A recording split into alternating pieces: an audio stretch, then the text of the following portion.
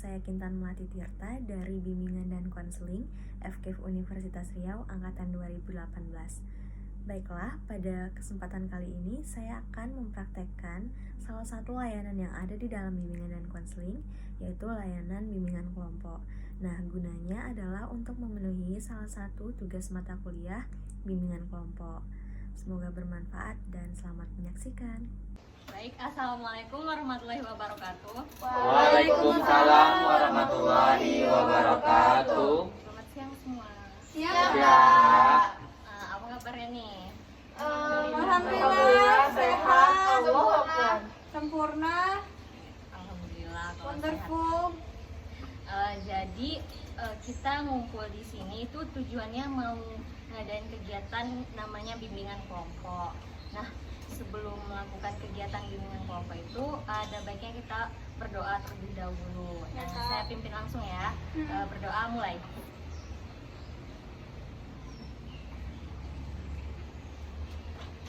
Berdoa selesai. Nah, kan kita belum pada kenalan nih. Jadi boleh kenalan dulu dong ya. Boleh, Ya, Bang. dimulai dari saya sendiri.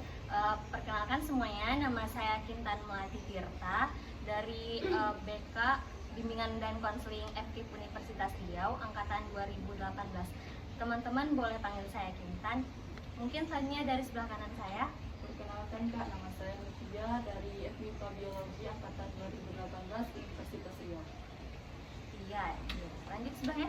Perkenalkan, nama saya Lina Suminati dari jurusan MSc Angkatan 2018 Universitas Riau. Lina. Lanjut sebelah Lina. Perkenalkan, nama saya Lutfian Sabriane dari jurusan FTIK. Saya berasal dari FTIK, jurusan Pendidikan Bahasa Inggris, Angkatan 2019. Lutfi ya tadi. Lanjut. Nama saya Agung Karisma Pratama, Universitas Riau, FMIPA Angkatan 18. Sebelah aku. Saya Pandu Firial, FMIPA Universitas Riau Angkatan 2018. Pandu ya tadi. Ya, Pandu. Yang terakhir lagi. Nama saya Tiara Virus, tak biasa dipanggil Rara dari Teknik Lingkungan 2018 Universitas Riau. Nah, jadi udah saling kenal ya, tadi ada Mutia, Lina, Lutfi, Agung, Pandu, sama Rara. Nah, tadi kan kita udah kenalan. Jadi saya mau tanya nih sama teman-teman, udah ada belum yang pernah ikut kegiatan bimbingan kelompoknya? Belum ada sama sekali ya? Belum ada. Jadi ini pertama kali ya. Ya udah nggak apa-apa, kita sama-sama belajar. Nah, jadi secara garis besarnya aja nih, ada yang tahu nggak pengertian bimbingan kelompok itu apa? Boleh angkat tangan? Mereka bimbingan kelompok itu adalah diskusi yang dilaksanakan lebih dari satu orang, minimal dua lah. Kalau dua berarti partner, jadinya kan yang dilakukan untuk berdiskusi untuk menyelesaikan suatu persoalan. Ada yang lain? Izin jawab Kak.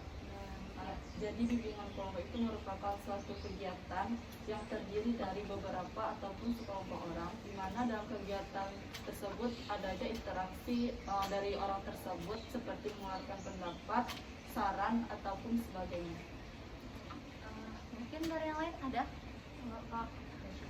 Ya benar seperti dikatakan Lutfi sama Mutia tadi. Nah, jadi bimbingan kelompok itu salah satu layanan yang ada di dalam bimbingan konseling, di mana itu sekumpulan individu berkumpul di dalam suatu kelompok. Itu gunanya untuk membantu individu tadi tersebut dalam pengembangan pribadinya maupun pengembangan belajar, sosial, dan karirnya. Di situ juga nanti kita akan bertukar pendapat. Jadi individu di dalam kelompok itu bebas mau menyatakan pendapatnya. Nah, juga di dalam bimbingan kelompok itu menggunakan dinamika kelompok untuk mensukseskan kegiatan bimbingan kelompok itu tadi. Nah, jadi teman-teman udah tahu kan apa itu bimbingan kelompok? Udah, Kak. Nah, selanjutnya tujuan dari bimbingan kelompok. Tentunya kan setiap kegiatan itu memiliki tujuan kan.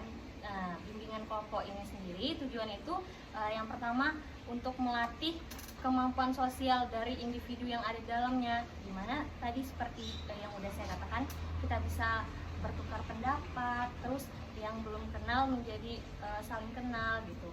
Nah, Itu tadi tujuan dari bimbingan kelompok. Teman-teman udah paham? Paham. Nah, ya itu tadi pengertian dan tujuannya. Selanjutnya itu di dalam bimbingan kelompok memiliki beberapa asas nih teman-teman. Ada 4 asas. Yang pertama itu ada asas kerahasiaan, terus yang kedua ada asas kesukarelaan, yang ketiga ada asas kenormatifan, dan yang keempat ada asas keterbukaan. Nah, jadi asas kerahasiaan itu maksudnya di mana nanti apapun yang kita bahas di dalam kegiatan ini cukup sampai di sini aja. Di luar dari ini tidak boleh dibahas lagi gitu, baik sama temannya, sama orang tuanya gitu.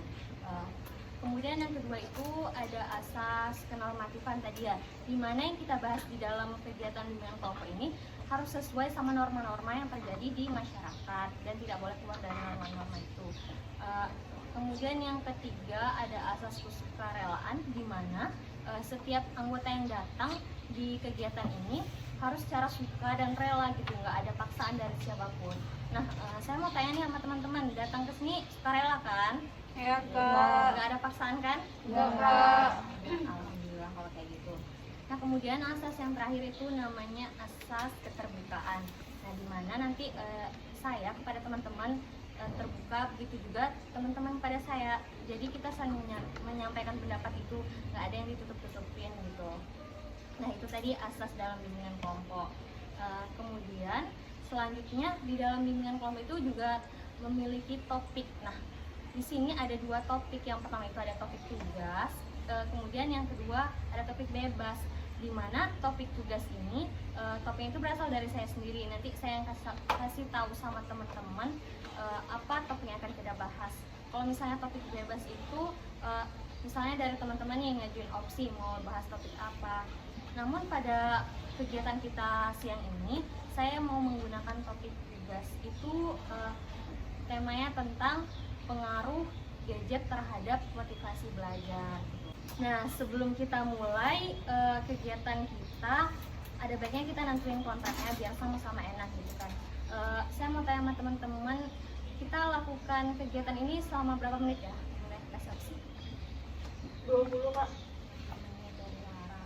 Yang lain? Mungkin boleh 1 jam Kak. Di 1 jam. Ada lagi? 40 menit. Lina 40 menit.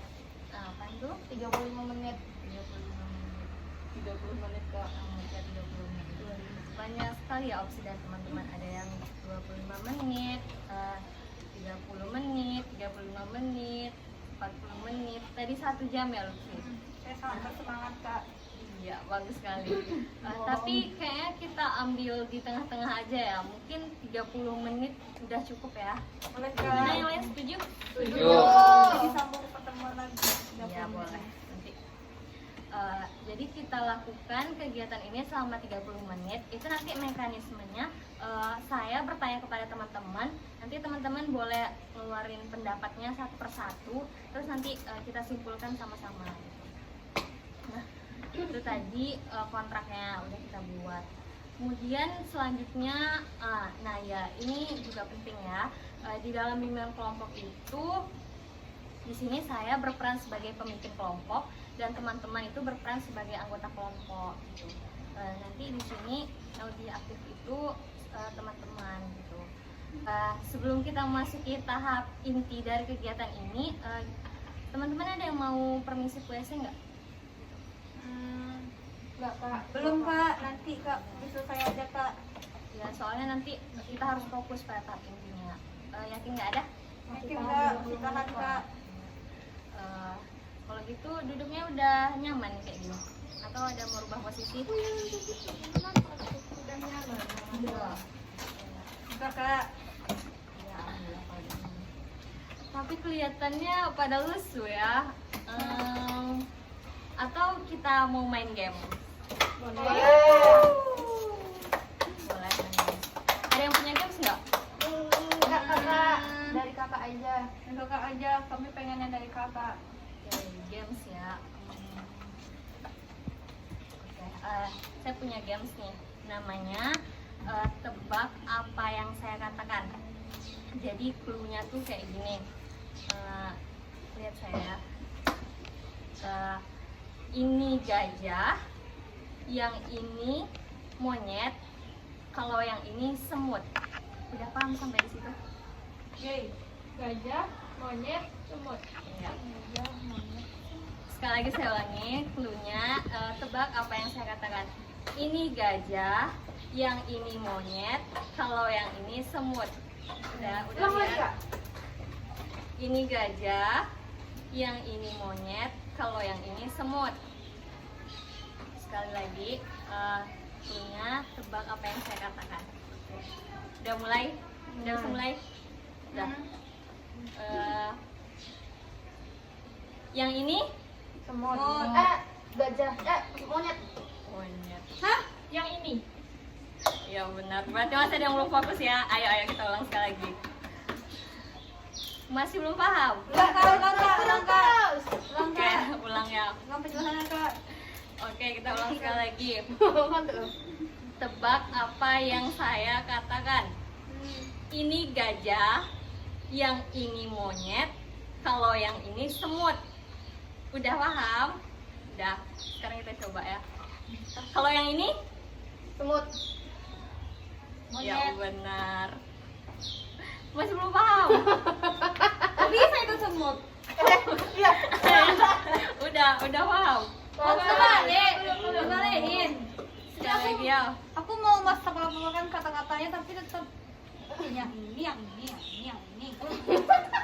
Ikuti cluenya. Tebak apa yang saya katakan. Ini gajah, yang ini monyet, kalau yang ini semut. Ulang. Kalau Oke. Udah, ayo kita mulai. Ini gajah, Gak yang ini masalah. monyet, yang ini semut. Oh, Kalau, ini berarti kalau. gajah, yang ini monyet. Ini kalau apa? yang ini Gajah. Iya benar Rara. Ayo yang lain. Fokus, Kak, fokus, fokus. Kak, fokus kamu nih. Ya, aku fokus, aku tidak akan melihat jarinya. Aku akan mendengarkan kata-katanya saja. Nah, ya itu tadi jawabannya. Yang ini? Monyet. Ya benar. Sekali lagi. Kalau yang ini? Semut. Semut. Ini? Gajah. Ini? Gajah. Ini? Gajah. Ini? Gajah, Kakak. Bagi tangan dan bisa fokus. Hebat teman-teman. Beberapa kali percobaan aja udah bisa fokus ya. Nah, mungkin udah bisa kita mulai kegiatan intinya nih. Boleh. Yuhu. Lebih apa daripada yang tadi ya? Oh gitu, semuanya lah. Iya, langsung saja kita mulai kegiatan inti dari bimbingan kelompok ini. Tadi kan tema kita itu tentang pengaruh gadget terhadap motivasi belajar. Nah, saya mau tanya sama teman-teman tentang, tahu nggak apa itu gadget? Apa yang dinamakan sama gadget? Boleh saya minta pendapatnya satu-satu? Mungkin dari Rara. Gadget itu bisa jadi barang elektronik yang sudah kita gunakan buat nyari suatu informasi. Barang elektronik. Lanjut, Pandu. Gadget itu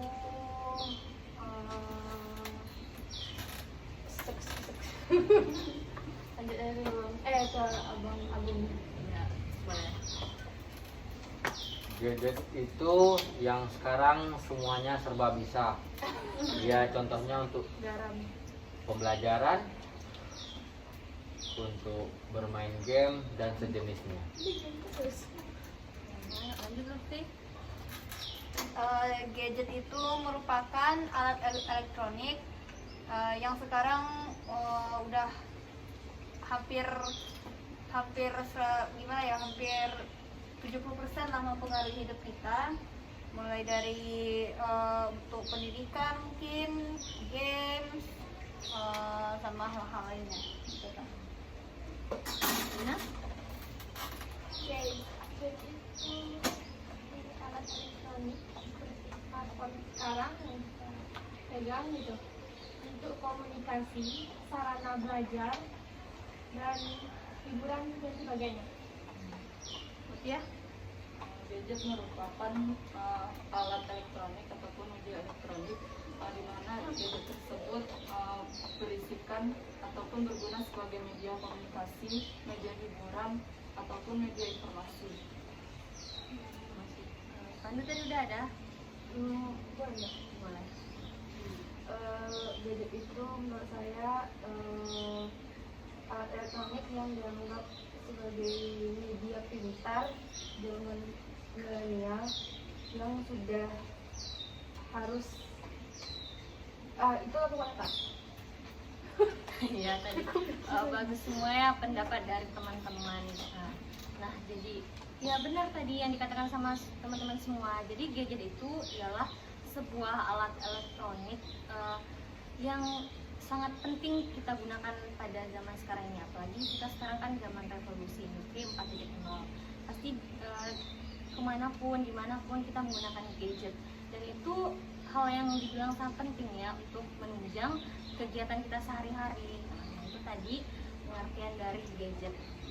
Selanjutnya jenis-jenis gadget, bisa teman-teman sebutin salah satu? Ya. Smartphone, Ya, Pandu, smartphone. PC. Ada yang lain? laptop, Laptop.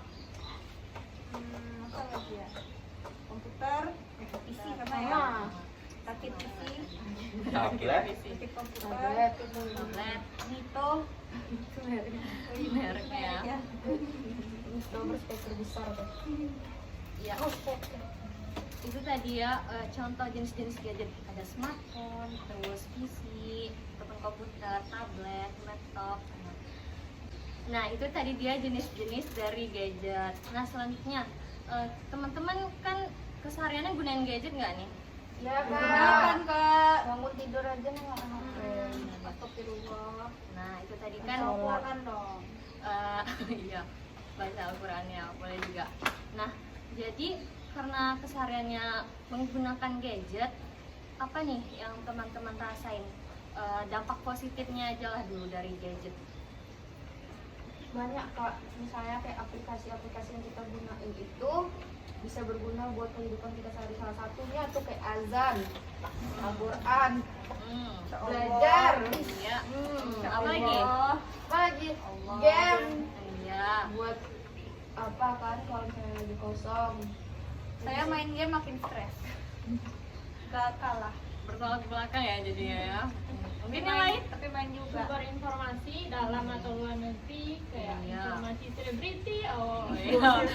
bencana alam dan Ah. banyak politik. Yang lain? Untuk berfoto, Ya. bervideo, Mengabadikan momen. mengabadikan momen. Banyak sekali ya. Jadi dampak positif dari penggunaan gadget ini seperti yang teman-teman sebutin tadi, untuk menggali informasi, untuk belajar, terus mengabadikan momen-momen. Pokoknya banyak lah dampak positifnya kan. Nah selain itu tentunya juga ada dampak negatif kan dari gadget ini. Nah, bisa teman-teman sebutin dari pengalaman pribadi gitu? Radiasi. Ya, radiasi. Jadi malas Kak mau ngapa-ngapain. Iya, mas nggak mau ngapain. Lupa waktu.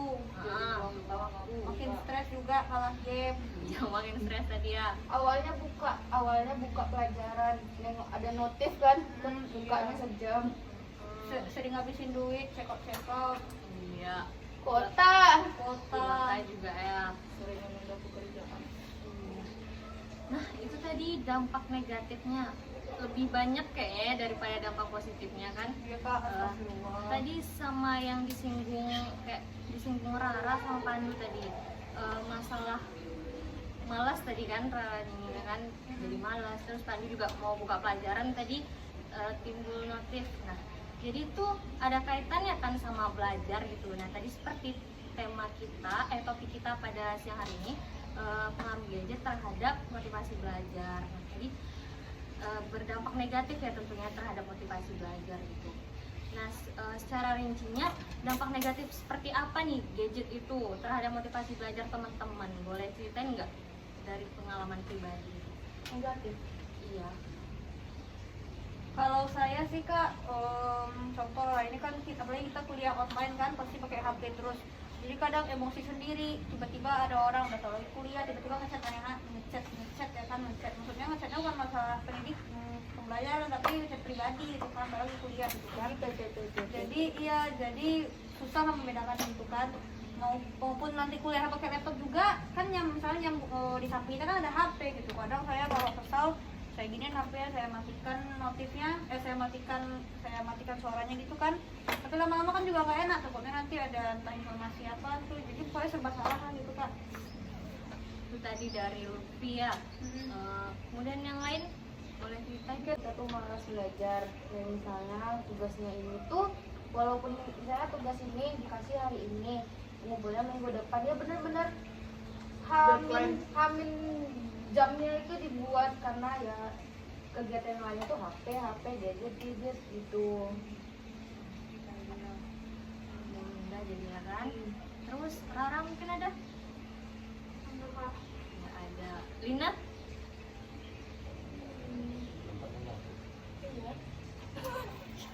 Dampak negatif dan Ya, terhadap motivasi belajar yang dialami Lina.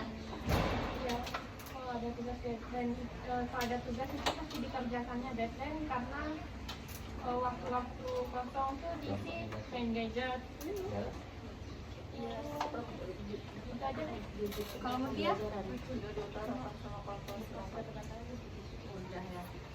Nah, itu tadi ya dampak negatif gadget terhadap motivasi belajar teman-teman gitu. Tadi seperti yang dikatakan sama Lutfi, Pandu, Lina, itu tadi salah satunya itu penundaan terhadap pengerjaan tugas ya.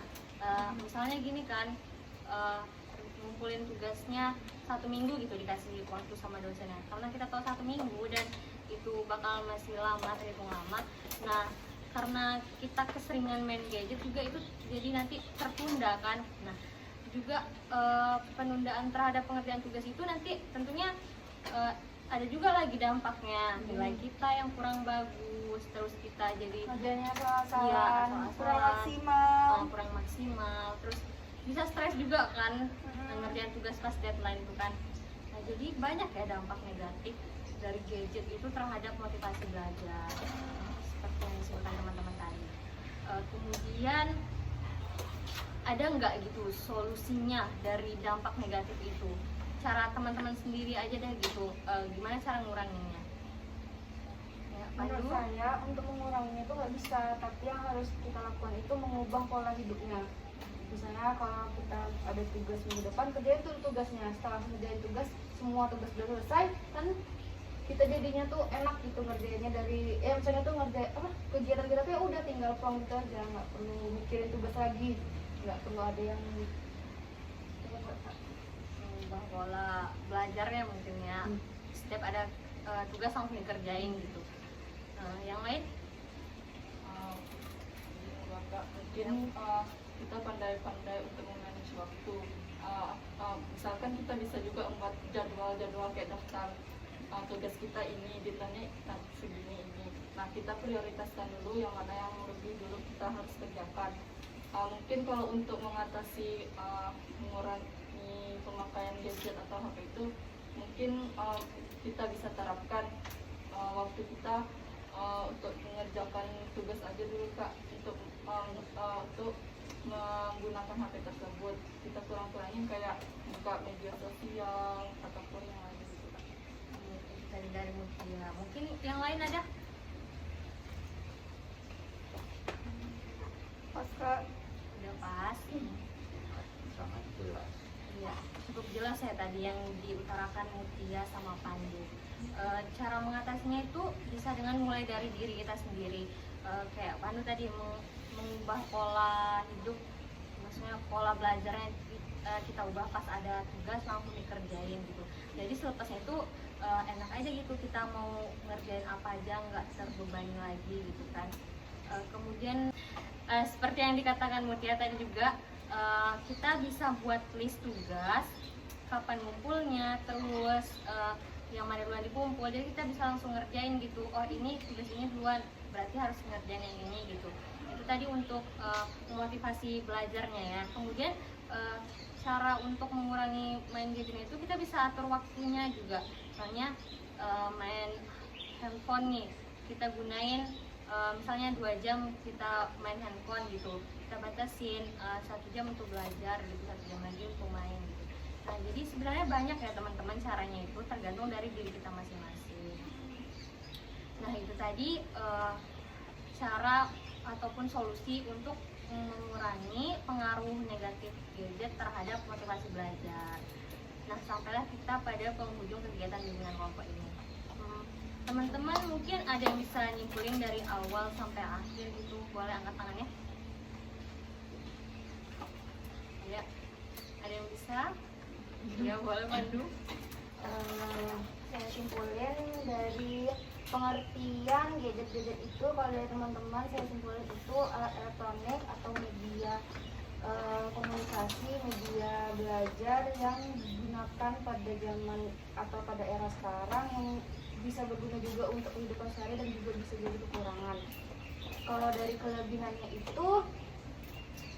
kelebihannya misalnya kita jadi bisa kegiatan kita jadi kebantu, misalnya kayak tadi yang saya bilang itu aplikasi-aplikasi yang bermanfaat, terus juga jadinya sumber informasi juga dan yang lain-lain. Terus kalau yang kekurangan itu kayak kita jadi malas kalau udah ada gadget di tangan kita gitu kan, kita jadi menunda-nunda tugas, menunda belajar yang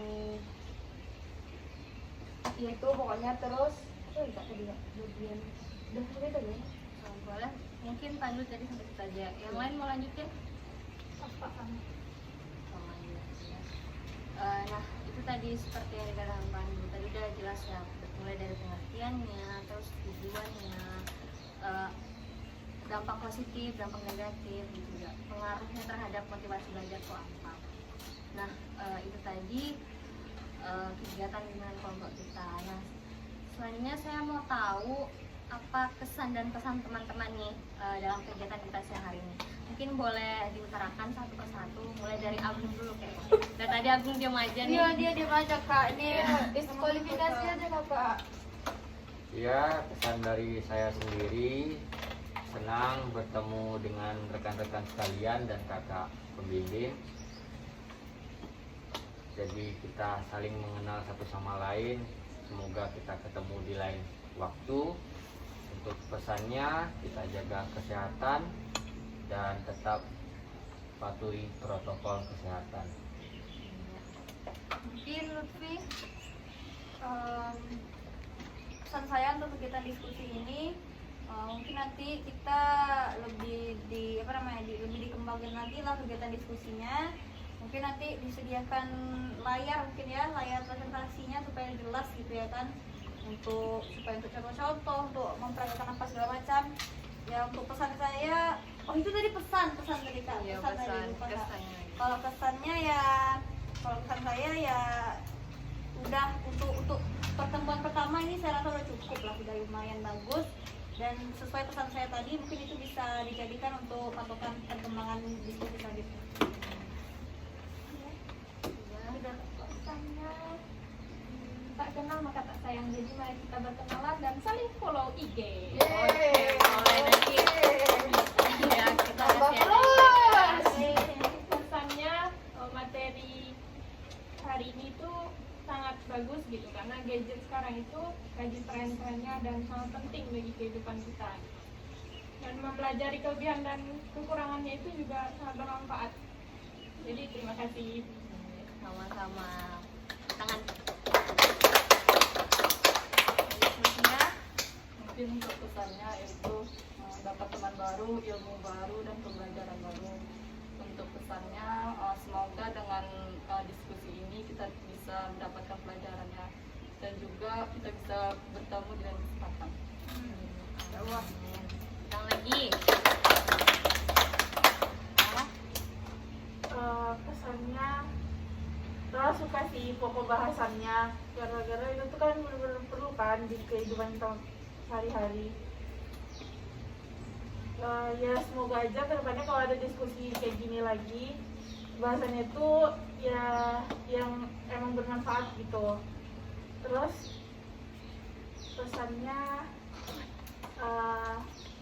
ya jangan kesehatan. Jangan bermain HP terlalu berlebihan. Iya, jangan main HP berlebihan. Ya, benar.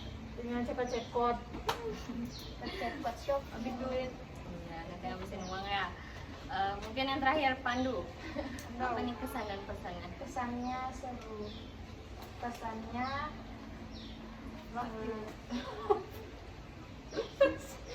Kesannya nggak tahu kak, udah itu aja ini. Itu aja. Ya, tepuk tangan ya Opa. Nah, itu tadi dia kesan dan pesan dari teman-teman. Kesannya alhamdulillah positif semua ya. Alhamdulillah. Pada suka gitu sama kegiatan bimbingan kelompok ini. Pesannya juga tadi materinya mungkin minggu depan bisa kita bahas yang lebih menarik dan lebih bermanfaat lagi. Nah, untuk itu saya mau tanyain sama teman-teman, kegiatan kita ini cukup sampai pertemuan kali ini aja atau mau dilanjutin? Jangan dong kak, kita Kaget saya. Kirain untuk kali ini aja gitu. Ya boleh lagi. bukan. Maksudnya nanti kalau ada pertemuan selanjutnya, Ya boleh. Ajak kami gitu kabarin. ajak kami lagi Ya. kabarin gitu ya kak. Berarti masih mau ikut dong ya? jangan dong. Boleh, nanti kita buat grup WhatsApp-nya terus kita kabar-kabarin di Iya. situ ya. Share-share di situ juga bisa. Iya, boleh nanti buat pertemuan selanjutnya ya. Nah, itu tadi dia serangkaian kegiatan bimbingan kelompok kita pada siang hari ini. Karena kita tadi di awal kita buka dengan doa, maka lebih baik kita tutup juga dengan doa. Nah, langsung aja saya pimpin doanya, berdoa dimulai.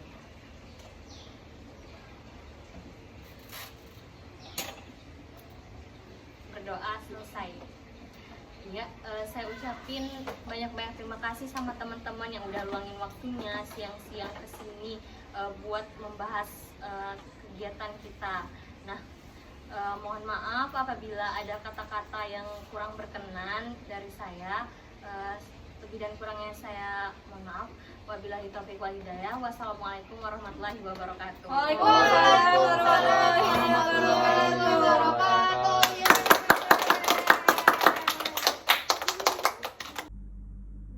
Sekian video praktek bimbingan kelompok dari saya. Terima kasih telah menyaksikan.